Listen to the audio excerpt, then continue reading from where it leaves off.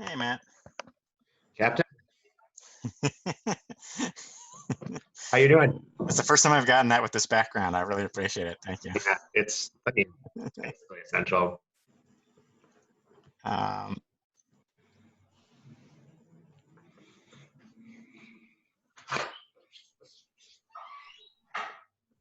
so there's discussion in the Slack about needing to have a onboarding demo. Yeah, I've been doing it individually with new people, and I think that's been helpful to get folks oriented. I was just talking about like maybe do something a little less ad hoc. Yeah, and well, now that you sort of know what it looks like, maybe that would be good, and we can pin that in the Slack. Because one of the things I'm trying to do is I'm very aware that a lot of people have you know, everyone as people come in, people have been very generous about their time, but I know not everyone can go full bore for much longer, and so we'll need to refresh as new people come in to volunteer. All right. Yeah, I'll put that on my list. I'm also actively seeking out folks who are looking for like pro bono hours and stuff, law students. So we may have an influx of some more folks. Kate, Barry, and I reached out to our contacts at BC. Oh, speaking of which, there's is it Noelle? Yeah. Hi. she's joining us from. You were in the externship program, is that right? Yes. So she's she's got 42 hours. Yeah, we did that onboarding I was talking about today. Kate finished it off because I had to go do my day job for a bit, and it sounds like that went well. Yeah, definitely, and I appreciate everybody's help. We appreciate your help. Yeah. I was talking with Quentin earlier in the day, and it was just amazing how many people that I can't imagine the project happening without that person. Like everyone is doing a job which without you, we wouldn't be where we are. So thank you. Of course. It's really something. So we don't do double duty. And before I forget, David, we reached out, Kate and I, to BC and BU. Oh, good. Externship people, and they both expressed an interest. Great. That's good, because that probably would have been my double duty. We already have some Northeastern folks, and then we actually have folks from a couple of different places because of the way the internet webs work. With that being said, why don't we, I think we probably have critical mass. Matt, why don't you take us away? Great. So sort of a little bit of a state of the union. We are pushing stuff through the wizard now with large degrees of success. I think there are a couple forms that are giving us trouble that we need to take a little bit of a closer look at. But what we've found, I think, is that for what is easiest and gets you the best product at the end is starting to look like a subject matter expert doing the wizarding, but that's not essential. And Kate has been doing a lot of the wizarding for family law forms. Hadley and Liz have also been doing a lot of wizarding for the family law forms. Do you folks mind giving us a little brief check-in about how that's going? Any problems? Yeah, I can start real quick because I have to jump off the line for school. But the process has been pretty seamless, especially because we had Kate review the docs and what information we were putting in before doing the wizard, and because we did that pre-expert review, we're able to just streamlessly put the doc into wizard and answer the questions. And the forms that I've noted that we've had issues, it's just because there's the fields are getting doubled. So I think that's something that I can have a side conversation, but it's been pretty seamless and it's really an easy process. So Liz and I can keep on doing the ones we've been doing that we've quality checked, because it's pretty easy once you are comfortable with the forms. With the doubling, Quentin, could that happen because the field name and the tooltip were changed to the same thing? I don't know it because we're not capturing the tooltip. It's some other kind of bug, but I'll have to figure that out, I guess. There are a couple other fixes that I have to do to the wizard. Doesn't mean people can't use it. It just means there'll be some manual cleanup of those. I'm trying to note those have to be done. Yeah, so I can keep on doing the ones that I'm experiencing doubling if that's fine. I just didn't know if I should continue or not with ones that I'm getting doubles. If it's fine that I keep on continuing, I'm happy to keep throwing them into Wizard. Oh, okay. Well, if you have a good stopping place, I'll go in and do the fixes that I know right away how to fix them. Okay. And I'll probably do that in the next, by like 2 o'clock, I'll be done with that, I think. Perfect. Yeah, I'm I'll in look into the schoolwork. So. doubling and maybe I'll have an answer to that. Okay, Yeah, just let me know. I don't know if this is wrong, so tell me if this like is wrong. But when I've been getting the doubles, I've been, instead of putting like a label on them, I've been just labeling them double, like duplicate, and then trying to stick them all on the same screen that I call duplicates. That's perfect. That makes it really easy to sort That way I through. figured you guys can just like delete them. Yeah, that's the process that I did this morning too. I had one field which I didn't need at all, actually, that was doubled. So that's really easy for someone to then, if they're doing the doc assemble editing part, they can just clean those all up in one place. That's a great way to organize them. I've also noticed a few spots, and I've tried to note it, where like fields aren't showing up in the Wizard, and I can look at like what was labeled, and I can see that a field was labeled, but then it's not there. And I try My to guess just is- be like, I feel like this needs the third child 3, and I can see that somebody labeled child 3, but it's not popping up for me anywhere in the Wizard. That might be like the doubling might be actually covering up a field that should have a different name. I think that's probably what's happening. Yeah. Sorry, I'm just so curious. Like I understood just enough of what Quentin was saying there, like on a technical level, to like just have so many questions, but we can't get distracted. So that's kind of the technical update. That part is going well. For so folks get a sense of what's going to happen next, I think. On the housing stuff, Quentin is in his way soldiering on and doing all this incredible work, and I think is, you've said you're going to have the housing TRO potentially ready very soon, right, Quentin? Yeah, I did a draft of it. I mean, obviously there's always ways to improve it, but I think it's pretty close to being MVP. Yeah. The thing that we need is the umbrella interview, probably. Some of the other finishing pieces that Toby on the Doc Assemble Slack and Kendall have been doing. But I guess we have to figure out what we're able to release. Yeah. And just in terms of like expectations management for the rest of the group, Quentin is on another level. So he's both like an incredible expert with this technology and a housing law expert. So putting all that in one seat with a lot of experience for a person who's already developed this stuff means he can get something together faster. Also, I don't think he will begrudge me saying that the housing TRO is a less complicated form than the 209As in a lot of ways. And I see Quentin nodding. Very much so. It's like 1/100th of the complexity, probably. Right. And that actually brings me, so that's sort of the tech update, right? We're pushing stuff through the Wizard. There's going to have to be a lot of conversations over the next few days between like subject matter experts and the people who are actually doing the coding. And for folks who are just starting out with the coding, I think, if you're ready to take on a coding task, let that be known either directly to me or to the channel. And I think a great way to get your hands dirty with Doc Assemble is going to be doing what's the initial quality review, where you just try to get the interview to run. Do you think that's, Quentin, David, what do you think about that? Like, I just don't know a better way. I think it might be a lot more friendly to have someone tell you change this text and go in and find the text and change it. Because the debugging is something that can be a little bit more intimidating. It's not hard once you know what to look for, but there's so many different ways to go if you've never done it that might be more overwhelming than helpful. I welcome anyone who wants to try it. And if you wanted to try it, do it with me or shadow someone else who has the answers. That might give you a better experience than doing it completely on your own.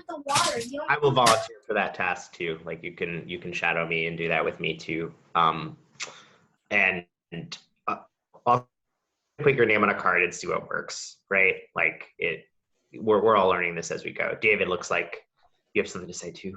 I was just going to say, as you do things, my suggestion would be if someone's shadowing you, to do like Quentin did the other day with the Twitch and record it, so that then in the future you can point people at it. And then, of course, I'll tell everyone the pro tip of being able to watch videos at 2 times speed.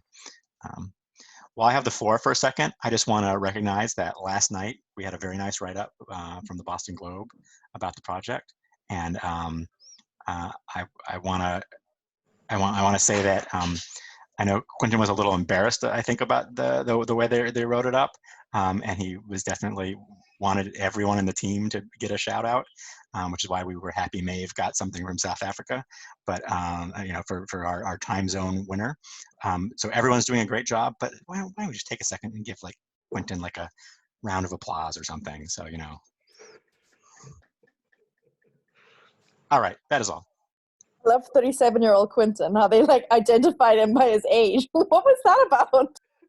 I don't know why, but that was the reporter asked me. It's like, people like to know that. So it's like, okay, how old are you? People like to know. Don't know. I think you should have told them you were 12. Yeah. 19. Right. I think this is also a good transition to like a non-technical update. I've been having conversations with a lot of family law experts, and one of the things that they have brought to my attention is that in certain situations with a restraining order and a 209A, a poorly done one can be worse than no restraining order at all. And so what I've done is I've encouraged Caroline and Kate to kind of like, take the family law community's temperature on some of this stuff, just because we don't know what we don't know, right?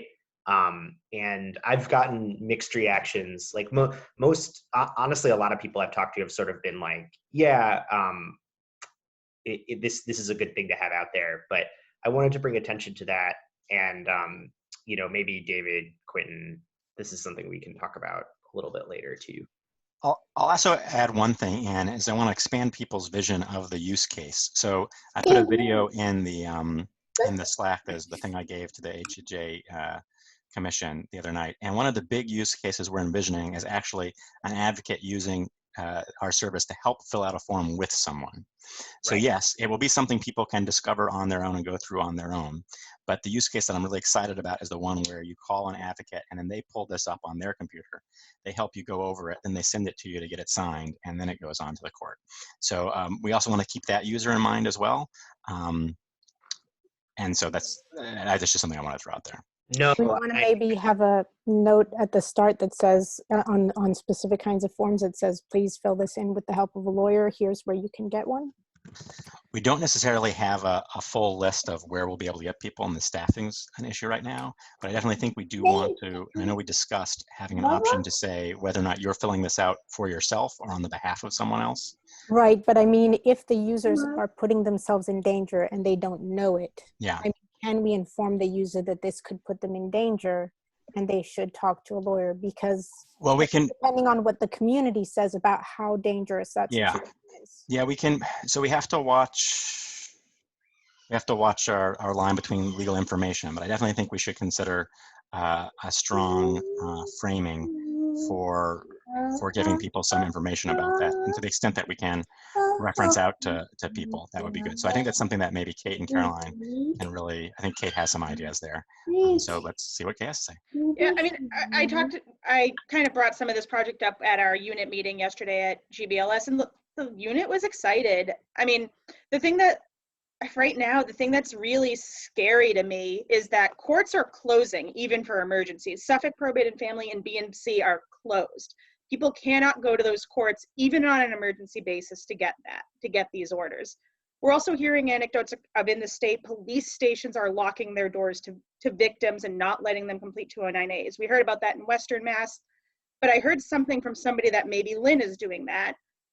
Lynn District Court is one of the courts that's closed. Right now, a 209A person who needs a 209A in Lynn theoretically would have to go to Salem Probate and Family or like Essex Superior. I just think people are excited. I mean, I just think giving more options right now is, I mean, I know there is the risk, and I think maybe the solution is having some more guided questions for the affidavit rather than Absolutely. fill in the affidavit. Sure. Here, tell us, like having more guidance. I think Whatever that's it is, that's the definitely the legal issue. is, right? What? Addressing the level of danger appropriately. I'm not prescribing one or the other. I'm saying that there might be ways to address specific levels of danger with specific, you know, procedures or standards. But I also think there's risk in saying wait for a lawyer can be deadly. Like if people need a Yeah. restraining order, they need it However, now. I'm not. Yeah, no, let I me know, be I clear. know. I'm Yeah. not the lawyer. Yeah. I'm. No, I know. I'm not going to fight y'all. No, I'm not saying that. I think this is like complicated. Yeah. I think everyone's in the spirit on the same page here, and we just want to make sure we have the conversation and we're aware of what we're doing.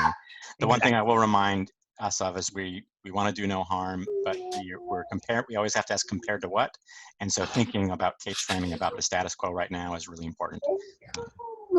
And I think the reason I wanted to bring up on the stand-up call is that I think it's important, and we are in the process of doing this, to bring in more experts so that we are certain that we are not experiencing effect on that initial assessment of what do no harm exactly is. I think we're well on our way to doing that. I know Kate is talking to her people, Caroline is talking to her people, and my people are talking to Kate's people. Yeah, probably. The same people. And I think one we of the should be aware issues was the impoundment of information. Where did we land on protecting that? Protect. What was the we've been issue? The thinking about that impoundment. on the back end. We've been thinking about that. So we have some ways that we're planning to handle that a little bit differently. Like probably there'll be, if we're emailing to a specific person or a group of people, the impounded form won't go to the whole group. It'll just go to the person who's cleared to receive those, essentially. And then on the back end, it will be the same. Not everybody will be able to see the impounded forms. all right. Anybody have questions, roadblocks they want to bring up?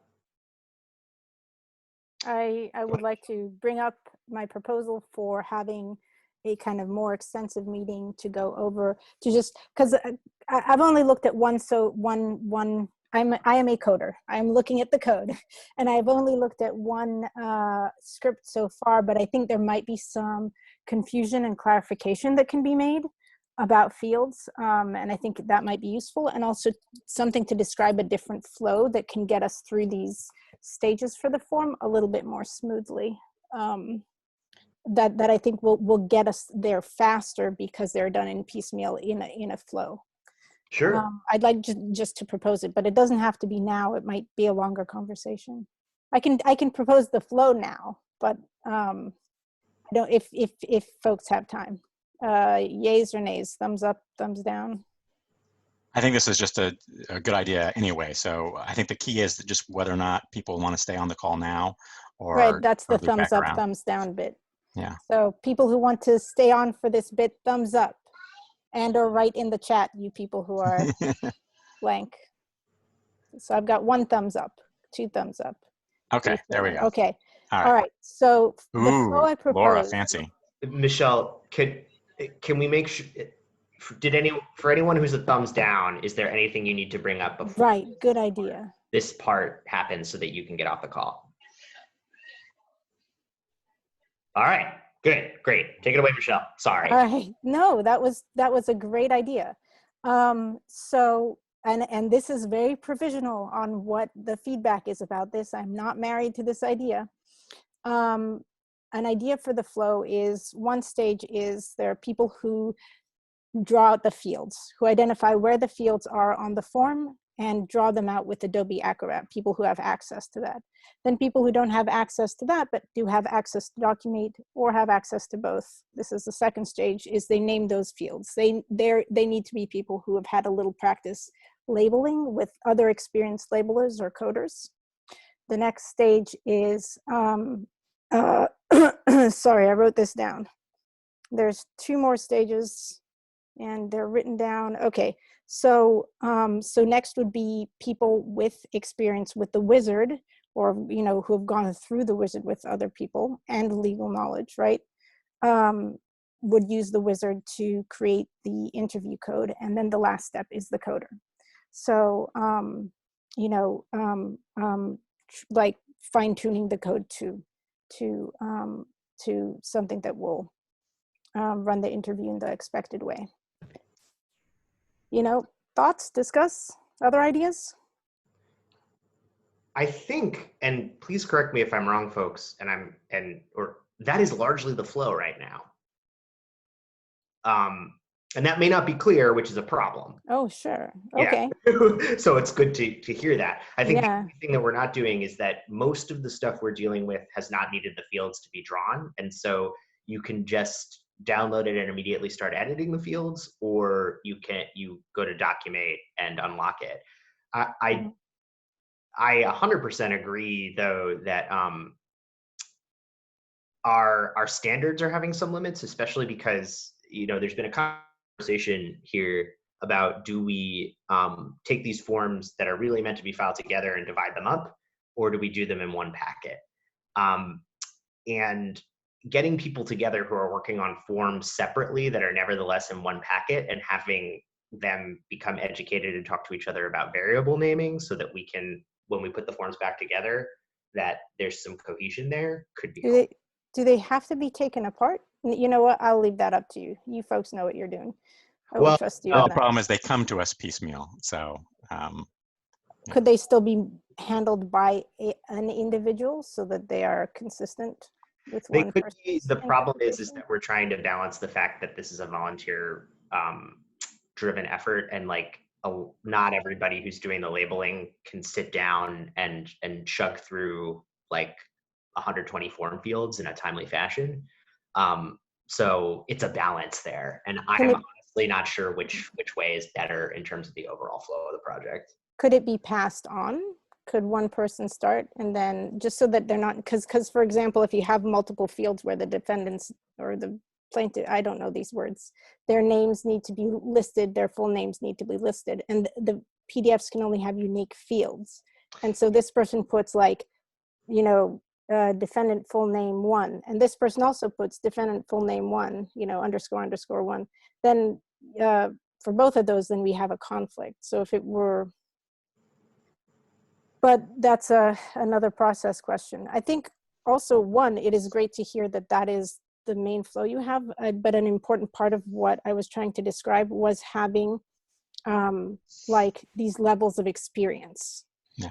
So to have with a few people to start with, to do it with a coder, I'd be happy to be that coder, and sit there and go, okay, I understand what this looks like now, why we're calling it this is, awkward, but and so to get that vocabulary, and then, they can go on and help guide newer ones, so that there is the knowledge being passed through, because I think it's not intuitive. Variable names are not intuitive.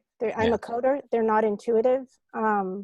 They sit awkwardly in a lot of situations, and there isn't a way that we can make computers human, so they're not going to be able to read some of what people instinctually want to put in a document. yeah. I'm sorry. Go ahead. Go ahead. Timing is so weird with these things. Yeah. So I love that you're willing to volunteer there. I think we're now reaching the point, sort of critical mass, where we've had enough people who have gone through this maybe once or twice, where we now start to have those varying levels. And so we have a naming convention for our variables. That's a document that is a little bit of a bear to read. I'm sure you probably looked at that already. I wrote it, I think. Oh, you wrote it. Well, there we go. I helped write two.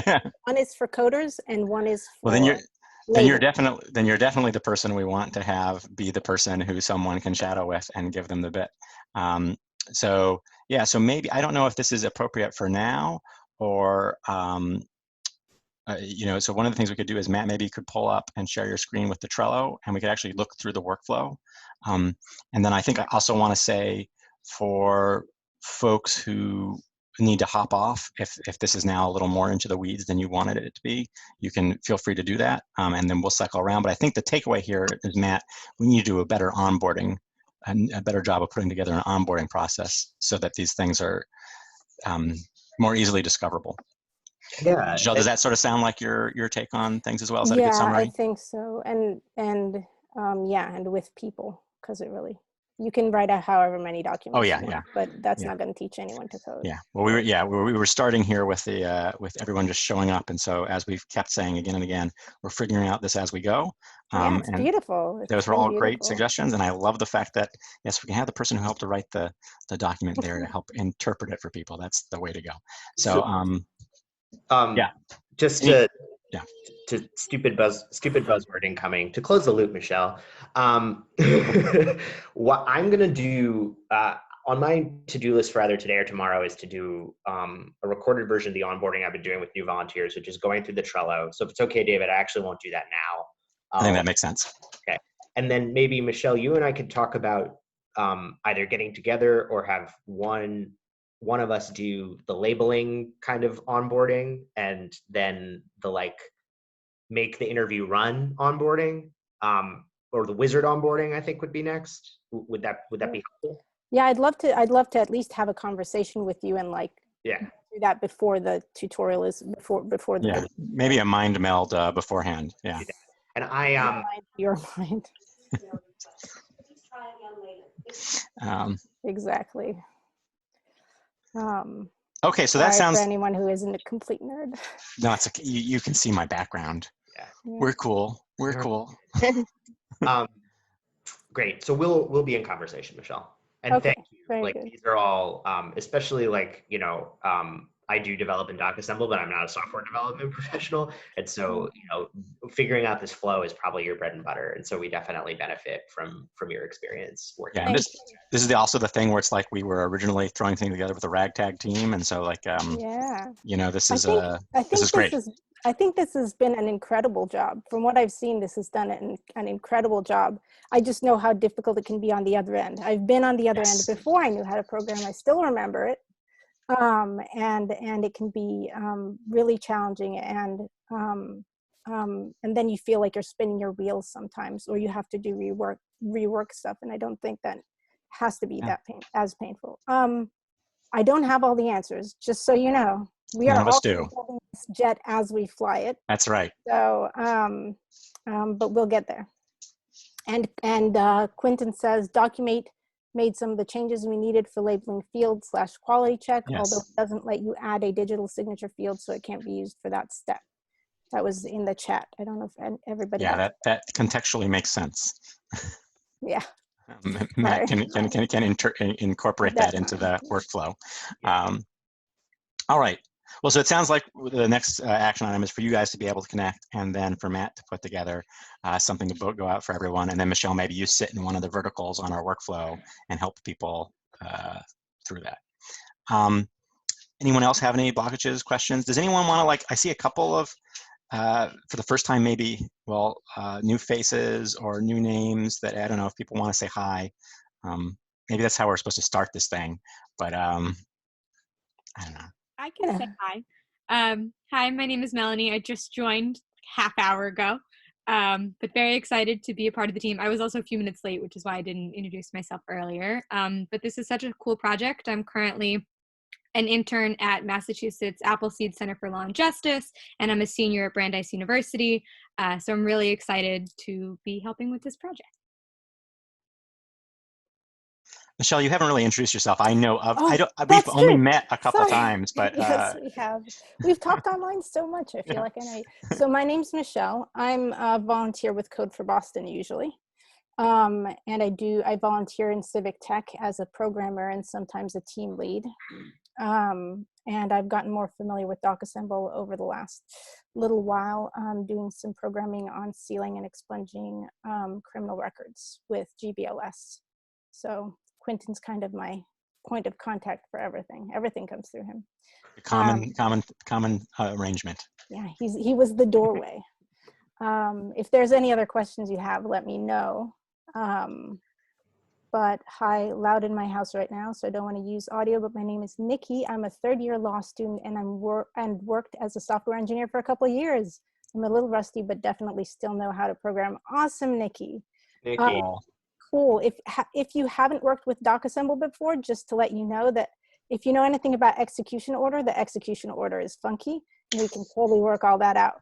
But just as a forewarning. But there's definitely other levels of this stuff that engineers can contribute on too.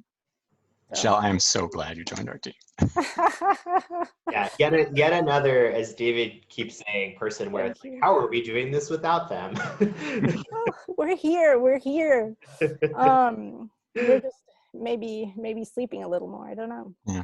Or All right. maybe sleeping not enough. I want to be cognizant of people's time. Kate has a cat, apparently. We discovered that today. Beautiful. Yeah, sorry. Not There's another one sorry. too. There's another one too. Yeah. We're If you right there. if you watch my video explaining stuff to the Access Justice Commission, you'll recognize that my daughter is the soundtrack in the background. All right. Does anyone else need anything more? Matt, you and I are going to stay on for a second after this. And feel free to message me in Slack if someone didn't get to ask a question here. I'm pretty open. Unless I've turned my notifications off, in which case it'll And take a while. Laura, nice to see you on our call as well, too. Speaking of new, I know you've. Hi, all. I'm Laura. I'm a housing expert. I work with legal services in Brockton. Okay. Well, you all do Cool. magic. Laura has already pulled us out of the fire on this arcane order of notice form that, despite having housing law experience, I could not understand. I feel like I've maybe. been a housing lawyer for 9 years. I had to read it at least twice. So. Okay. And I feel like maybe just for terms of equity, I think Maeve maybe is the only one who hasn't said anything this meeting yet. Do you want to say hi? Or did you say something and I missed it? Did you respond when we were joking about you being so far away? She said something Yeah. earlier. I think I said something. I don't remember. We're recording this. Obviously, we'll be able to go back and find it out. I don't know. It's nice. I feel like we've settled down to the point where I can we have to remember we're all people on the other sides of these screens. So I think children and cats in the background definitely help. Yeah. All right. Well, thank you. We will see you all tomorrow. Yeah. See everyone. Well, maybe not. These are the Tomorrow, stand-up Saturday. meetings are. Yeah. No, definitely not tomorrow. We will not have stand-up meetings on Saturday. I want to make that clear. We're not working through the weekend. I mean, you might be working through the weekend, but that got away from me. That just got away from me. Have a great. We'll see you on Hey, Slack. everyone. All right. Thank you. Bye, everybody. Bye. Bye.